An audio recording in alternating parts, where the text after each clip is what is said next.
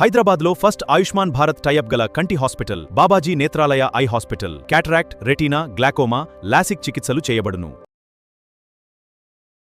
నమస్తే రమగారు. నమస్తే జయ. రమగారు, మనము సాధారణంగా గుమ్మానికి పసుపు రాసుకోవాలనుకుంటాము.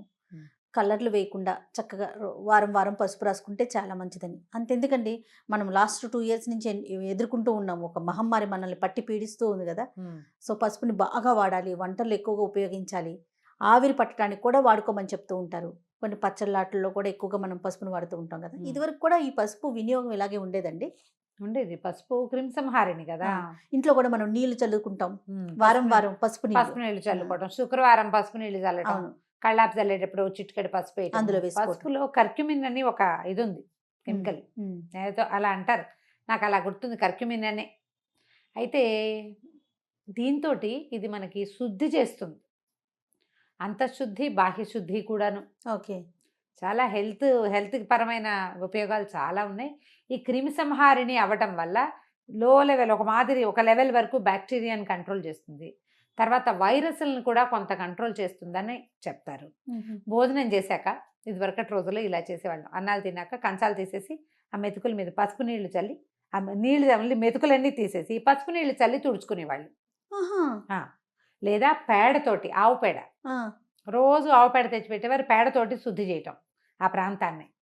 అప్పుడు ఈ ఫుడ్ పార్టికల్స్ కింద పడడం వల్ల ఏదైనా బ్యాక్టీరియా డెవలప్ అయితే, శిలీంధ్రాలు లాంటివి అంటే బూజు లాంటిది ఏదైనా డెవలప్ అయితే వాటితోటి వచ్చే సమస్యలు రాకుండా ఉండటం కోసం విస్తారంగా పసుపు నీళ్లు వాడేవాళ్ళు.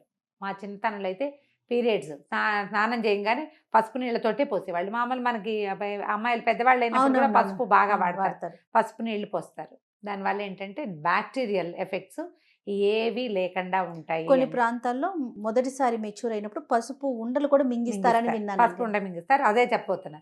మాకు ఇప్పటికీ కూడా మా ఇళ్లలో ఆ పద్ధతి ఉంది. 4th డే, 4వ రోజున అంత చిన్న 2 పసుపు ముద్దలు మింగేసి నీళ్లు తాగిస్తారు. పసుపు నీళ్ళు పోసి చిన్న ఉండ చేస్తారు, మింగేసి నీళ్ళు తాగిస్తే పొట్ట శుద్ధి అయిపోతుంది.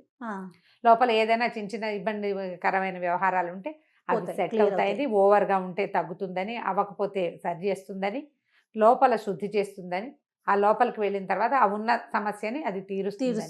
పీరియడ్స్ అప్పుడు విస్తారంగా వాడతారు పసుపు. తర్వాత ఈ ఇంట్లో అన్ని మూలల కాస్త ఈ శుక్రవారాలు అవి ఇప్పుడు కొంచెం శుద్ధి చేసుకోవటం, ఎవరైనా మరణించిన ఇళ్లలో పసుపుతోటి శుద్ధి చేసుకోవటం, అమ్మాయిలు పెద్దవాళ్ళు అయినప్పుడు ఈ పురిటికి డెలివరీ అయిన తర్వాత అప్పుడు కూడా పసుపు వాడతాం. ఈ పసుపు అనేది మరి ఎన్ని వేల సంవత్సరాల నుంచి మన జీవితాల్లో ఉందో. సంస్కృత కావ్యాల్లో పసుపు గురించి బోల్డ్ చోట్ల కనపడుతుంది. అవునా?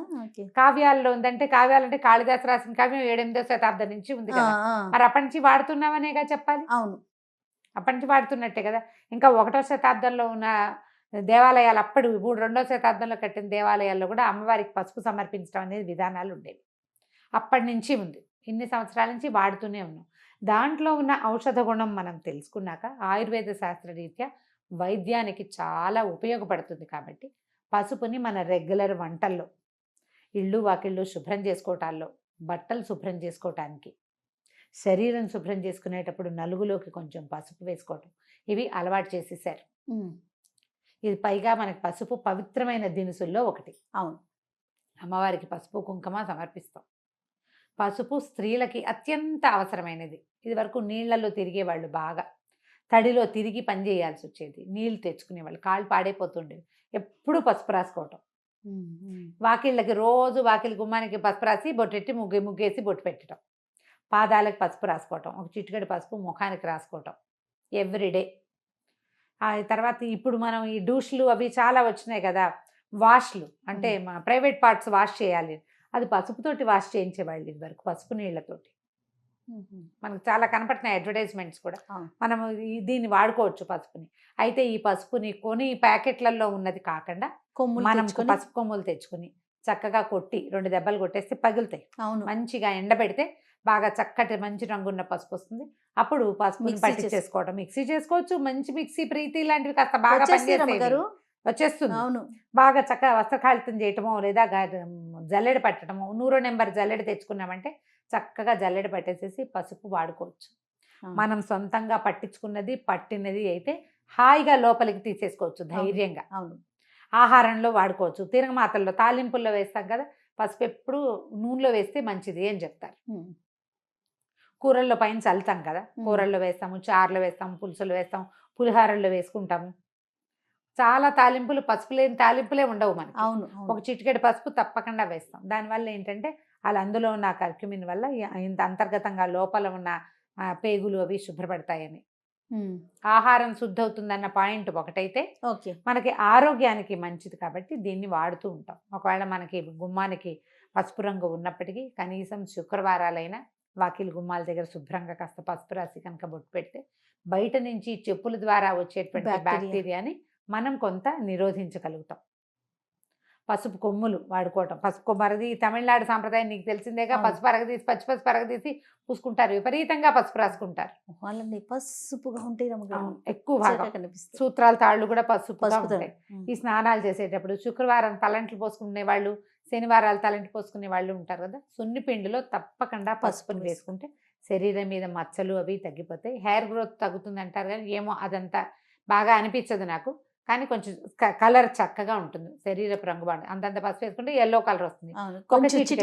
ఒక చిటికెడు పసుపుని కూడా యాడ్ చేసుకుంటే కనుక పసుపు చాలా విధాలుగా ఉపయోగపడుతుంది. రమ్మగారు ఏ వయసు వారు తీసుకోవచ్చు అంటారు పసుపు? ఉండలు ఈ పిల్లలు పెద్ద మనిషి అయిన వయసు అప్పటి నుంచి కూడా చూసుకోవాలి. మనకి అతివేడి చేస్తుంది కొంతమందికి, యూరిన్ బర్నింగ్ లాంటివి వస్తాయి.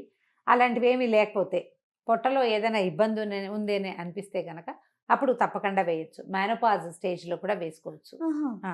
మనకి పీరియడ్కి సంబంధించినవి, గర్భాశయానికి సంబంధించిన వ్యాధులు ఏ ఉన్నా సరే మంచి పసుపు ఇంట్లో పట్టుకున్నది 2 కుంకుడు గింజలంత ఉండలు, 2 ఉండలు పీరియడ్ వచ్చిన 4th డే స్నానం చేసేస్తారు. పసుపు రాసుకుని స్నానం చేయటం, 2 ఉండలు పొద్దున్నే ఇచ్చేస్తే చాలా బాగా ఉపయోగపడుతుంది. పరగడుపుని తీసుకోవటం, పరగడుపుని వేసేసుకోవటం ఏంది, పిల్లలకి అది అలవాటు చేసేయాలి జయ. పిల్లలకి ఎలా తింటారు, ఎలా మింగుతారు, గొంతు కడ్డం పడుతుంది, అడగకూడదు. అట్లా టాబ్లెట్లు మింగరు, అంతే అలాగే అలవాటు చేయాలి. చేస్తే పొట్ట కూడా బాగుపడుతుంది కదా. అదైనా తర్వాత ఇంకొకటి, పసుపుతో నేను రెగ్యులర్గా చేసే 2 రెమెడీలు చెప్తా. అలర్జీ కాఫ్ వస్తుంది కొంతమంది, గట్టిగా ఏదో దుమ్ముకి దగ్గు వస్తూ ఉంటుంది, పొద్దున్న లేవగానే చిక్కు తుమ్ముతూనే ఉంటారు. దానికి భలే బాగా పనిచేస్తుంది పసుపు. పొద్దున్నే హాట్ వాటర్లో 1 చిటికెడు పసుపు, చిటికెడు ఉప్పు వేసుకొని తాగేయండి. ఓకే, చాలా బాగా తగ్గుతుంది. నిద్ర లేవగానే ఆయాసం వచ్చినట్టు ఉండేది నాకు, అలా అనాల్సి వచ్చేది. ఊపిరి ఆడట్లేదు అనిపిస్తుండేది. ఏదో ఆ పొద్దుటి పూట తెలిమంచుకి దుమ్ము ఎలర్జీ అనమాట. ఎంత బాగా పనిచేస్తుందంటే అది 3-4 రోజుల్లో సగం ఎలర్జీలు తగ్గిపోతాయి. ఈ చలి రోజుల్లో ఎక్కువ వచ్చేది.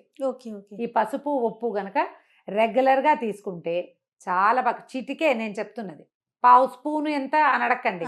1 కప్పు నీళ్లు, కప్పు మామూలు టీ కప్పు ఉంటుందా, కప్పు వేడి నీళ్లు, దాంట్లో ఇంతే. ఇట్లా చిటికా అంటే ఎంత, ఇంతే కదా, ఇదే కదా చిటికా.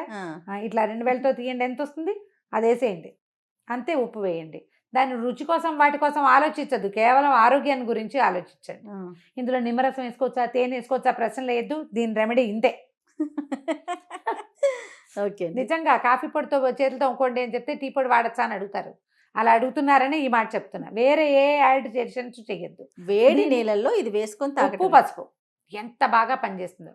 అయితే మన దగ్గర మనం హల్దీ వాళ్ళ దూదు తాగే విధానం లేదు, మనం వాడం దాన్ని. అవునవును, ఈ నార్త్ ఇండియన్స్ బాగా వాడతారు. ఏమైనా దెబ్బలు తగిలితే పాలల్లో పసుపు వేసుకుని తీసుకోవటం. మనం అంత విరివిగా పసుపు తీసుకునే విధానం లేదు.